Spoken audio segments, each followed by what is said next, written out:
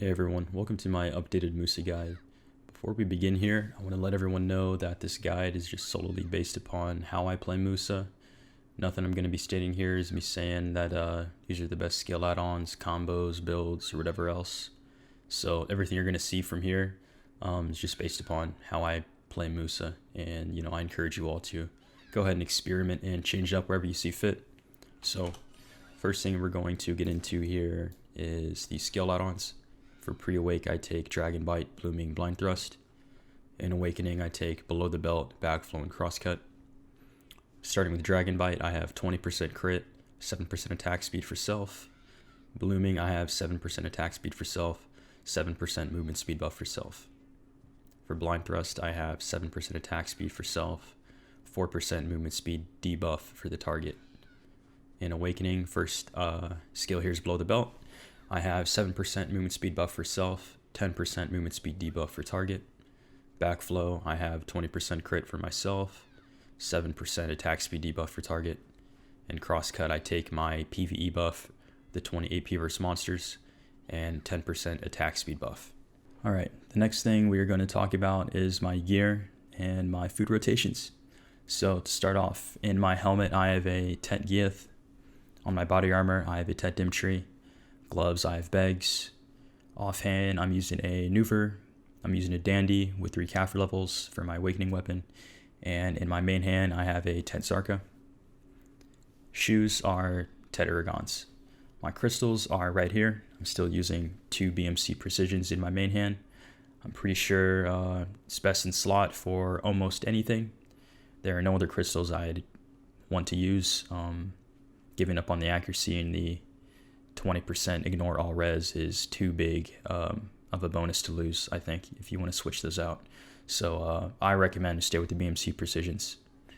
In my Nuver, I'm using 2 critical gems. There are some tests recently, one done by Big and Shiny about a month or 2 ago, and he compared them against different combinations. Another popular one you see a lot of Musas use, or other classes in general, is one Awakened Spirit Crystal, the one that gives like 150 health and 5 AP, combined with 1 crit crystal. And he compared that against 2 crit crystals and a few other setups, and the 2 critical hit crystals was more effective overall than one of them mixed with one of the Black Spirit crystals. So that's just what I choose to use. I'll post the data in the description here if you want to check that out. But yeah, that's just what I'm using. In my Giths, I'm using 2 Han Macalods along with 2 Han Macalods in my Dimtree armor. I choose to use those crystals basically just for the stamina, really. I don't really care about the other things that it gives. The Ignore All Res is pretty good as well, but I mainly pick them for the stamina. I like to run max stamina on my Musa just because that's how I play. A lot of people use Han Hooms. I've tried them myself, and I don't find them to be very effective for what I'm doing. I think they'd be a lot better if you're doing Siege or a lot of GVGs, a lot more Node Wars, and you want to survive more. But end of the day, when it comes down to like 1v1s and Node Wars, I didn't find them to be saving me any more than running literally anything else. If I get CC'd or caught, I'm going to die in one hit regardless of what I'm running in my gear, pretty much. So, pick what you want. I choose the Macalods. In my bags, ignore these crystals, the Valorant Assault. I had 2 Jin Vipers in here, but I recently lost both of those, so working on getting those back. But 2 Jin Vipers is pretty much best in slot, I believe, for your gloves. Not much else you want to run on a Musa for that slot there. Aragons, I have 2 Jin Hystrias. Once again, for the stamina, they are 175 stamina apiece, and it brings me up to 2900 stamina when I'm using a Giant Strath, for example. Accessories, I just use standard AP accessories. Disregard the Tet accessories here. You can just substitute those for your Tri variants. If you're soft cap and you're looking at what to get, Tri belt, Tri yellow belt like Bassi Valtara, and then necklace, Leighton Tungrad necklace or Ogre ring Tri. And this ring up here is equivalent to the Kaposha or Tri Crescent AP wise. But other than that, not much else to talk about. I have Swiftness Crystal in my armor. That's just for preference for 2 movement speed, so that I'm capped movement speed without any buffs for like 1v1s and PvP. Just what I like to do there. Okay, quick thing I wanted to touch upon is the helmet options. I choose to use a Tet Geath versus a Tet Griffin, which would give me 5 DR and 5 resistance versus 100 HP of this helmet. End of the day, differences are very small. People go into debates about that all the time, about which is better. It just depends on your class, your playstyle, and what you're doing, but at the end of the day, it doesn't really matter. Just pick what you want. I choose to use the Geath. A lot of other people also use pen green helmets, such as the Heave helmet. However, keep in mind, if you're going to use that, you're going to need around 13 Kaffir levels in it so that it has equivalent DR to a Tet Griffin, for example. It's around 13 Kaffir levels, so that's going to cost a lot of money, but you're going to get a lot of other hidden stats as well as more sheet DP by using the Heave helmet with all the Kaffir levels in it. So between those 3 helmets, just pick what you want. If you're going to use the Heave, you probably have a lot more gear, want to do a different build, maybe like a hybrid evasion thing, but I don't know too much about that as I haven't tried it myself, but it is an option I wanted to let you guys be aware of. Okay, talking about my food buffs here now. For PvP, I generally use Jumbo King of Jungle Hamburg, Special Camus Sylvia Meal, Magoria Seafood, and Knight's Combat Rations. You can switch the 4th up for like whatever else you want to use, maybe like Special Serendia. Really doesn't matter, just use whatever you want. For PvE, for the most part, I used to use the same thing, but if I'm going to Ackman, somewhere where down attack really plays a big role, I'll switch it up with Jumbo King of Jungle Hamburg, Special Camus Sylvia, Magoria Seafood, and Special Dragonese Meal for the 5% down attack damage. And at Manchums, you can use either of those meals. Really doesn't matter, mix and match. You can even get away with using cron meals in most content in the game. However, if you want more stats overall, I think it's better to use the 4 food buffs, especially for PvP. If you're going for XP, simple cron meal is probably your go-to here. For the 5% skill and 10% combat XP, it's really good. And you can pair that along with a Beast Giraffe for even more combat XP. And everywhere I'm grinding, I'm also using a Giant's Draft for the bonus stats it gives from this. The special attack damage, the stamina, all that. It's really good. All right, now I want to go over a few of the comments that were left in the last video. I'm just going to talk briefly about the things that I thought were relevant that I may have left out. So first things being are the non-target buffs we have as Musa. So Blind Thrust for 30% crit rate and Rising Storm for 20 DP. We also have a spinner buff that gives 10% attack speed, and you can get that buff in a few different ways. Doing the input like I just did, you can also Fiery Crevice into spinner like that. It'll skip one of the hits and also give you 10% attack speed. And you can do the hinted animation in Fiery Angel like that. So you do Fiery Angel and then you just input spinner, and that'll also give you 10% attack speed. Now the most common way that I incorporate those into PvE, I'll be moving between a pack. Let's say this is the pack of monsters I'm heading towards from a group that I just previously killed. I'm going to Fire Angel like that, C-swap, and then I'm going to Blind Thrust in a Rising Storm.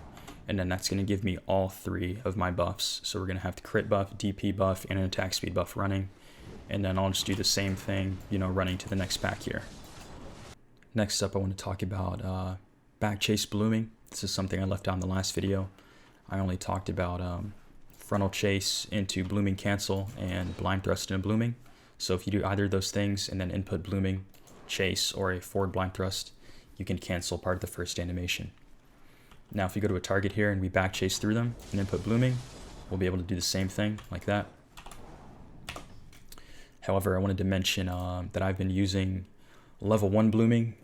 This is something I picked up from some KR Musas that I've been watching, and it's really good. I've been using it the past 2 months or so on my trial character mainly, and I just recently incorporated it onto my actual Musa here now that I've gotten used to using it.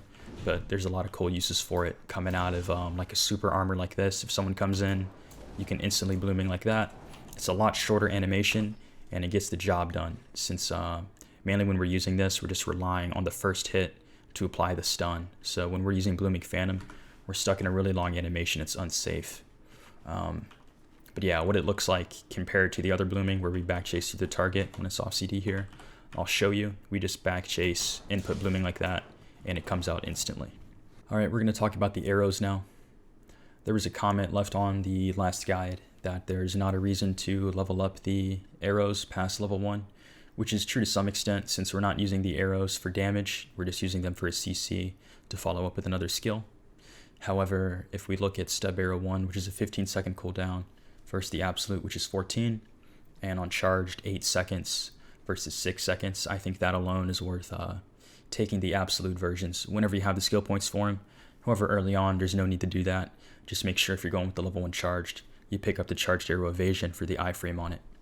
And then lock triple shot as not really useful. You can lock this and it'll allow you to instantly do a back chase stub arrow, which is a good CC. And very quickly, I'm going to show you how I use these arrows. So the first one, stub arrow. Only time I really ever use this is out of a back chase. So if you back chase stub arrow, that's a stiffness, and then we can follow up with something. And then we have the charge sub arrow, which is shift and right click. Now that's the charge animation. Almost never use that. Don't recommend it. You can instantly cancel it by holding shift and then double tapping right click like that. That'll do the charged evasion. And then you can also use it out of a C swap. So to do that, say we're in awakening here, we're gonna do a side C swap into the iframe roll charge stub arrow like that. And that's a forward guard into an iframe. Okay, let's talk about the mouse movement redirects. To start off, we're gonna go with BT and DB redirects like that.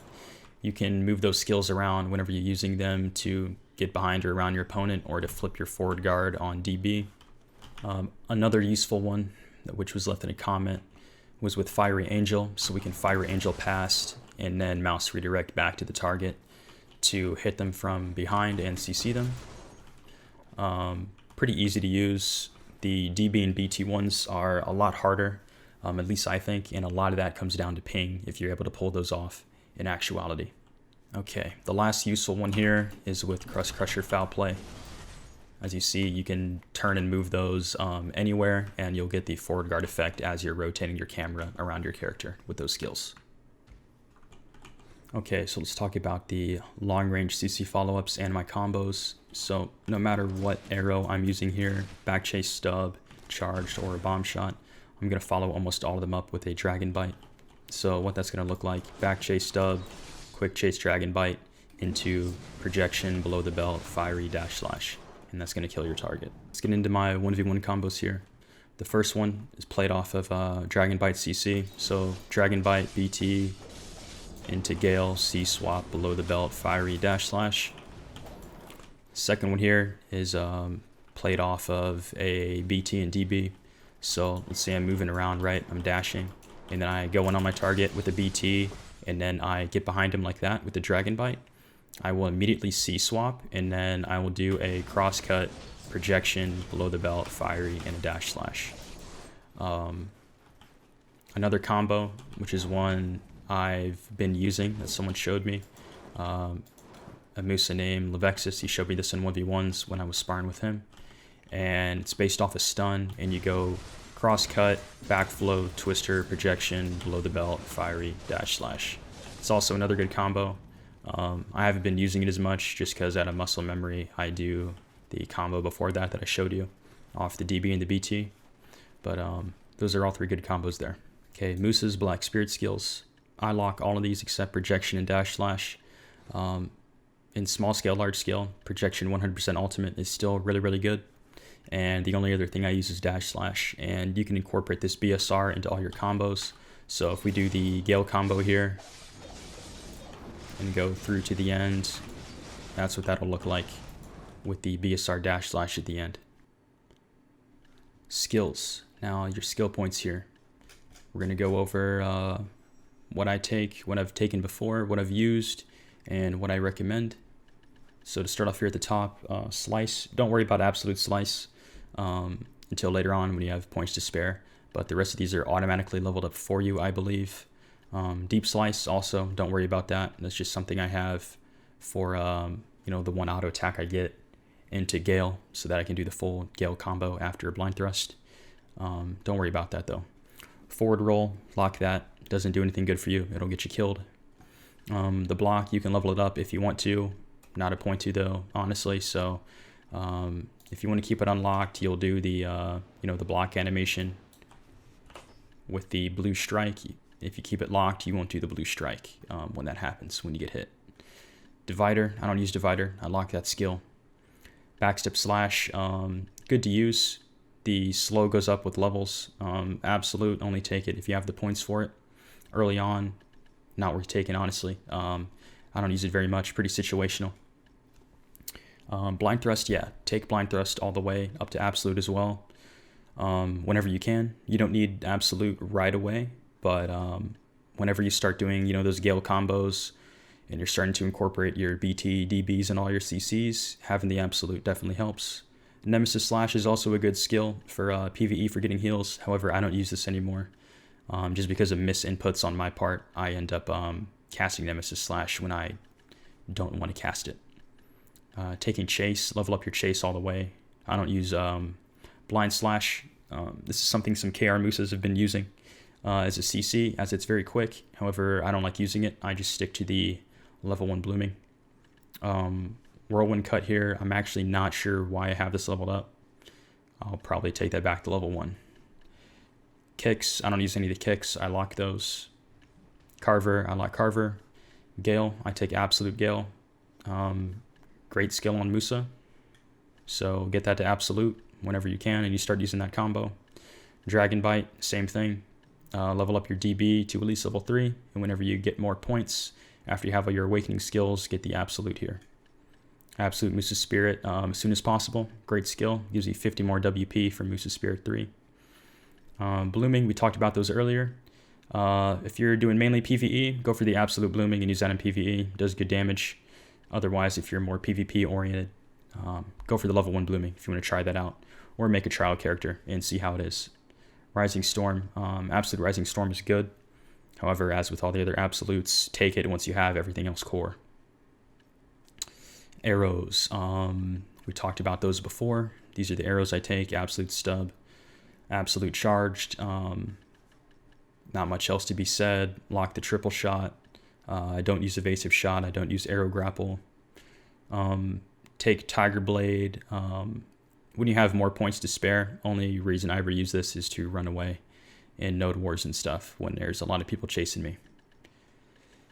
Sword training, level all your passives up, get that melee AP, get all this evasion, get the infinite mastery for the HP and the accuracy, and get your increased monster AP through Skilled Hunter. I lock the X Rage transfer just so I don't misclick it, and then lock your right Z buff. In Awakening, we're pretty much taking everything. I don't have Spinner leveled up. I could, but I don't use the skill for anything other than the buff, as it's a pretty useless skill. In terms of priority, what you may want to take, max your crosscut below the belt, Fiery Crevice. That's what you're going to use the most in PvE. And then, pick up your Crust Crusher, your Foul Play. Extra credit, you don't need to pick that up for a while if you don't have points for it. You almost never use this. The only thing you need this for is your Musa 100% ult with projection. One Step Back is a good skill in PvE. Twister, good to use whenever it's off CD. Good for damage. Musa's Resolve, my bad, is a decent CC. We talked about that in the last video, things you can do with that, such as lingering an SA, and then your opponent's coming in and you get behind him, shift Q, and then follow up with something like a Crust Crusher Foul Play. That's the case that I most use it for. This is the Nemesis Slash Flow. I talked about that in pre-awake. I don't use that skill anymore, so there's no point for me to take the flow. Actually, I can't even take the flow because I don't have the skill learned. But all that skill does is allow you to use Nemesis Slash in your Awakening form here. Okay, that's going to wrap up the informative part of this video. If there's anything else that I may have left out, go ahead, leave a comment. I'll be glad to answer those, any concerns you guys have, or add me on Discord, send me a PM there. In this video, I'm actually going to have some clips rolling after this of actual PvP scenarios where I'm pulling off those combos so you can see what those look like.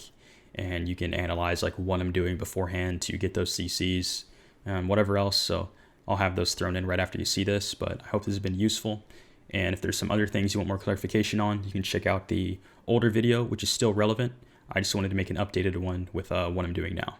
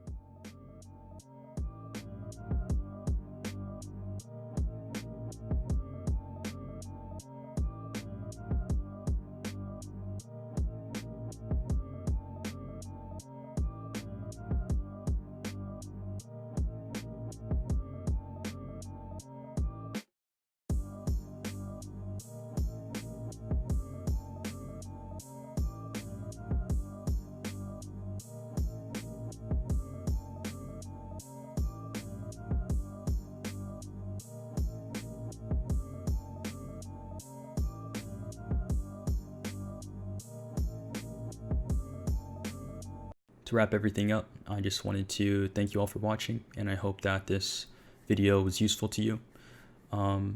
If you have any questions or concerns, or maybe even want to fight me, go ahead and leave a comment or whisper me on Discord, and I'd love to do so. I also encourage you guys, if you think you're having problems or you want to get better, just go out and practice. It's honestly the best way to get better, is to actually go and do something. Honestly, I learn the most when I'm losing to someone and they're beating me over and over. That way I can ask them what they're doing, I can see what I'm doing wrong, and then I can adjust accordingly or try different things depending on who I'm fighting or what class I'm fighting. There's always something to learn, and there's always room for improvement. There are class discords for Musa out there. There's the official Musa Mewa Discord, and there's also a side Discord called Blitterpub, which also has a lot of people, useful people in both of those Discords. I'll link both of those in the description, and encourage you guys to check those out if you have any other questions, or maybe want to look for fights or ask anything specifically that I may not be able to answer. But yeah, hope the guide was helpful, and I'll see you guys later. Best of luck.